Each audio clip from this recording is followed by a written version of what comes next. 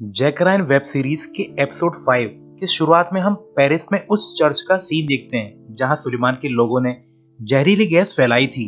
कुछ लोग चर्च के अंदर प्रोटेक्टिव सूट पहनकर इंटर करते हैं। सब लोग जो भी यहाँ पर फादर जोसेफ की फ्यूनरल में आए थे बुरी मौत मारे गए थे।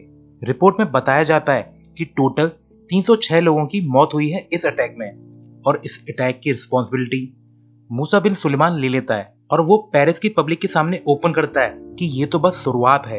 इसके बाद हम सुलेमान के 3 लोगों को देखते हैं। इनका नाम है डोडायेव, जाबिर और आमिर। ये तीनों अली के बारे में न्यूज कास्ट देख रहे होते हैं। डोडायेव को सुलेमान का कॉल आता है। इसके बाद ये तीनों अली को ढूंढने के लिए निकल जाते हैं। वहीं दूसरी तरफ हमें लैंगले वर्जीनिया में जैक रायन दिखाया जाता है। जैक रायन उस वीडियो को देख रहा होता है जो हाल फिलहाल में सुलेमान ने पब्लिक में रिलीज की है। जैक रायन जेम्स ग्रियर से कहता है कि सुलेमान पूरा साइकोपैथ है, तो जेम्स ग्रियर कहता है कि सुलेमान यही तो चाहता है कि हम उसे ऐसा समझें। रायन काफी गिल्टी फील करता है कि अगर अली को पकड़कर इंटेरोगेट किया गया होता तो शायद हम सुलेमान को रोक सकते थे, पर मैंने उसे मार डाला। इस वजह से हमें उनके अटैक की जानकारी नहीं मिल पाई थी। जेम्स ग्रियर बोलता है कि रायन खुद को कोसना बंद करो, ये बिल्कुल इर्रेशनल है। जैक रायन अब अपनी डेस्क पर पेरिस अटैक से रिलेटेड आर्टिकल रिव्यू कर रहा होता है, तो उसे रियलाइज होता है कि अली ने इस अटैक को काफी अच्छे से प्री प्लान किया था। उसने चर्च में गैस अटैक से 3 दिन पहले उस फादर जोसेफ को मारा, क्योंकि उसे पता था कि नॉर्मल वीकडे में चर्च खाली रहता है, पर फादर जोसेफ के फ्यूनरल में अच्छी खासी गैदरिंग होगी। अली ने अपने टारगेट के बारे में काफी रिसर्च कर रखी थी और उसे अच्छे से पता था कि एग्जैक्टली क्या होने वाला है। फिर जेम्स ग्रियर और रायन एक मीटिंग अटेंड करते हैं जिसे नेथन सिंगर नाम का ऑफिशियल लीड कर रहा होता है। वो पेरिस में हुए अटैक में इन्वॉल्व तीनों लोगों की पिक्चर्स स्क्रीन पर दिखाता है। ये तीनों है डोडायेव, जाबिर और आमिर। इन्होंने ही चर्च में गैस प्लांट की थी। तो एक दूसरा ऑफिशियल मार्क ट्रेंट बोलता है कि ये अटैक यूएस के लिए खतरे की बात नहीं है। मैं मिस्टर प्रेसिडेंट से कह देता हूँ कि इस केस को फ्रांस को ही हैंडल करने दें, पर जेम्स ग्रियर फुली डिसएग्री करता है और कहता है कि ये सिर्फ फ्रांस की ही नहीं, पूरी वर्ल्ड की प्रॉब्लम है। तो ट्रेंट नेथन सिंगर से कहता है, तो आप ही बताइए, आप क्या प्लान कर रहे हैं सुलेमान को पकड़ने के लिए। तो रायन खड़े होकर बोलता है कि अली ने अपने ग्रुप से कम्युनिकेट करने के लिए एक वीडियो गेम का यूज किया था, और यहाँ बैठे हुए लोगों के अलावा किसी को भी नहीं पता है कि अली मर चुका है। हम अली बनकर सुलेमान से कम्युनिकेट करेंगे और हेल्प के लिए बोलेंगे तो वो जरूर किसी को भेजेगा, तो हम उस भेजे हुए आदमी को पकड़ लेंगे। रायन के इस प्लान को director of operation green signal दे देता है। नेक्स्ट सीन में हम देखते हैं कि हानिन अपनी बेटियों के साथ टर्की में एक रिफ्यूजी कैंप पहुंच गई है। Hanin fake last name use करके एक ऑफिशियल से मिलती है। तो ऑफिशियल कहता है कि आपको कहाँ जाना है, तो हानिन कहती है कि हमें यूरोप जाना है। तो वो ऑफिशियल कहता है कि हम और रिफ्यूजी एकोमोडेट नहीं कर सकते, आपको वापस जाना होगा, और ऐसा हमें पेरिस अटैक के बाद करना पड़ रहा है। हानिन कंफ्यूज हो जाती है क्योंकि उसे अभी तक पेरिस अटैक के बारे में जानकारी नहीं थी। जब हानिन यहाँ रुकने के लिए सामान कलेक्ट कर रही होती है तो वो सुलेमान के रिलीज्ड वीडियो को देखती है जिसमें वो व्यूअर से कह रहा होता है कि आप लोग अपने होश में आइए, भटकिए मत, वापस अपने घर लौट आइए। ये देखकर हानिन समझ जाती है कि ये मैसेज उसके पति ने मेनली उसी के लिए भेजा है। हानिन देखती है यहाँ तो और रिफ्यूजी आए जा रहे हैं। वो एक अमेरिकन ऑफिशियल से कहती है कि उसे खुद के लिए और अपने बच्चों के लिए वीजा चाहिए।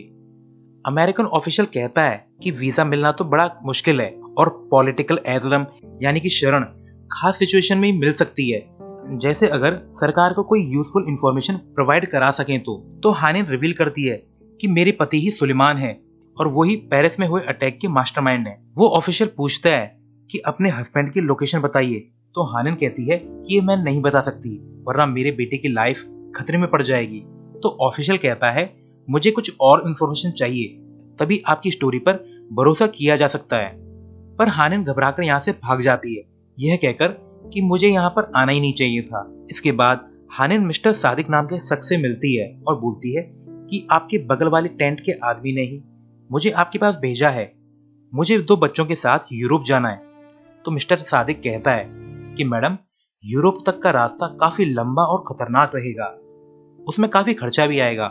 तो हानिन अपने नेकलेस वगैरह उतार कर दे देती है, पर सादिक कहता है कि इससे तो सिर्फ एक जने का ही काम हो पाएगा।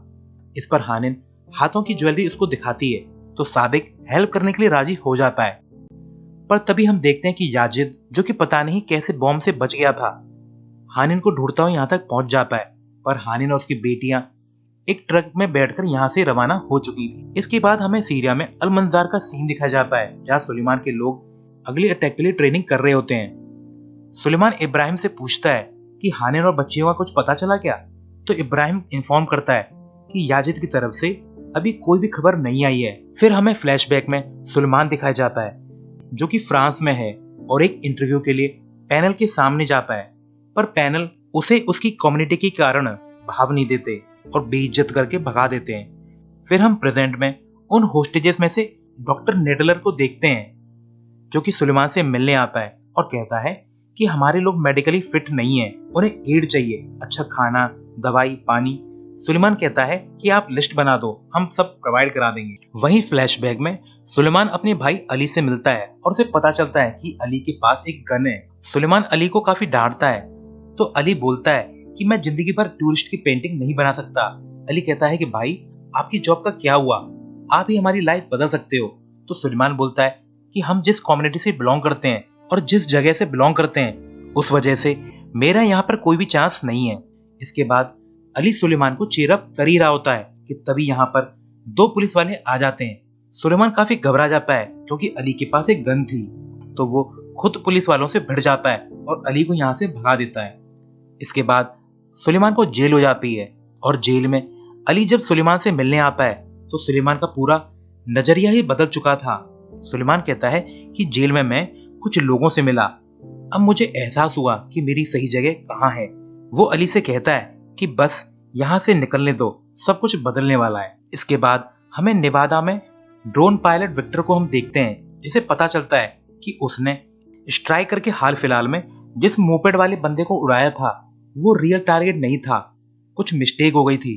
तो विक्टर काफी ज्यादा अपसेट फील करता है क्योंकि उसे पता था कि उस आदमी का एक बेटा भी है। विक्टर की को पायलट एवा उसे तसल्ली देने की काफी कोशिश करती है कि विक्टर परेशान मत हो, ये तुम्हारी गलती नहीं थी, तुम तो बस ऑर्डर फॉलो कर रहे थे।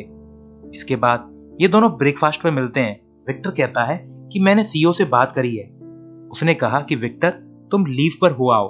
पर विक्टर कहता है कि इससे कुछ नहीं बदलने वाला, मैं तो असल में ड्रोन पायलट बनना ही नहीं चाहता था, सिंपल पायलट बनना था मुझे। विक्टर काफी ज्यादा परेशान है। वहीं दूसरी तरफ हम देखते हैं कि रायन को उसकी कलीग लाइला बताती है कि टर्की से मेरे एक फ्रेंड का कॉल आया है और वहां पर सुलेमान की बीवी हानिन आई थी। तो रायन कहता है कि ठीक है, उसे ढूंढो। इसके बाद रायन और कैथी डेट पर आए थे। यहाँ पर कैथी कहती है कि साथ टाइम स्पेंड करने के लिए हमें कुछ पैरामीटर फिक्स करने होंगे।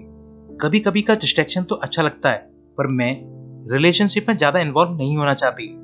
और इस बात पर रायन फुली एग्री हो जाता है। इसके बाद हम देखते हैं कि रायन कमेटी के साथ एक कॉन्फ्रेंस रूम में है और वो रेडी है गेम के जरिए सुलेमान से कांटेक्ट करने के लिए। कम्युनिकेशन चालू हो जाता है। रायन अली बनकर एक एड्रेस बताता है सुलेमान को, जहां अली को होना चाहिए था। यहाँ पर ग्रियर ने सुलेमान के लोग को पकड़ने के लिए फील्डिंग सेट कर रखी थी। सुलेमान उस एड्रेस पर डोडायेव को भेज देता है, पर इब्राहिम सुलेमान को इंटरप्ट करता है कि हम कैसे श्योर हो जाएं कि ये सामने वाला बंदा अली ही है। ये लोग रायन के साइड का आईपी एड्रेस ट्रैक करते हैं, पर ग्रियर की टीम इसके लिए रेडी थी। वे सुलेमान को चकमा दे देते हैं, पर रायन का प्लान तब फेल हो जाता है जब सुलेमान की किसी बात का जवाब रायन गलत दे देता है। तो सुलेमान को शक हो जाता है कि सामने वाला बंदा अली नहीं है। सुलेमान पूछता है कि अली क्या मारा गया, तो रायन कहता है कि हाँ। सुलेमान कहता है कि मैं तुम्हें ढूंढ निकालूंगा, पर रायन बोलता है कि उससे पहले मैं हानिन तक पहुंच जाऊंगा और फिर तुम तक पहुंचने से मुझे कोई नहीं रोक पाएगा। यह सुनकर सुलेमान भड़क कर कम्युनिकेशन रोक देता है और अब कमेटी का हेड रायन को ग्रीन सिग्नल दे देता है कि टर्की जाकर हानिन को ढूंढो। और इसी सीन के साथ ये एपिसोड एंड हो जाता है।